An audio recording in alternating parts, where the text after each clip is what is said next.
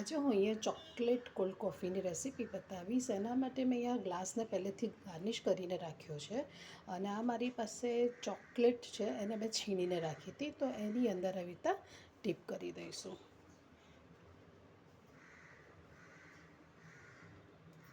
તો કિનારીઓમાં આવી રીતે લાગી જશે અને ફરીવાર આપણે ફ્રીજમાં સેટ થવા માટે મૂકી દઈશું. ચોકલેટ કોલ્ડ કોફી બનાવવા માટે મેં અહીંયા 2 ચમચી કોફી લીધી છે અને 1 ચમચી કોકો પાવડર લીધો છે. આની અંદર હું 3 ચમચી ખાંડ એડ કરીને ગરમ પાણી નાખીને આની આપણે સ્લરી જેવું બનાવી દઈશું અને આને મિક્સ કરી દઈશ.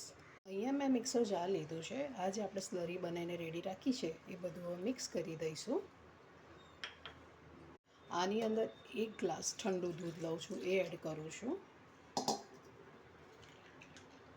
થોડાક બરફના કટકા પણ એડ કરી દઈશ અને મારી પાસે વેનીલા આઈસ્ક્રીમ છે તો એ એડ કરું છું અને હવે આને ગ્રાઇન્ડ કરી દઈશું.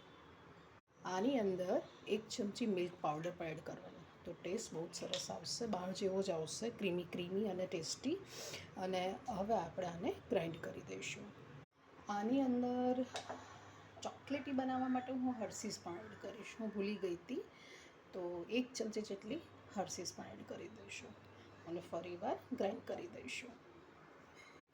ચોકલેટ કોલ્ડ કોફી બનીને રેડી છે. મેં અહીંયા ગ્લાસને પહેલેથી ગાર્નિશ કરીને રાખ્યો તો હવે અંદર એડ કરી દઈશું. વાવ, કેવું સરસ થયું છે ને! આમાં જે ઝાગ હોય છે એ બધું પણ એડ કરી દેવાનું.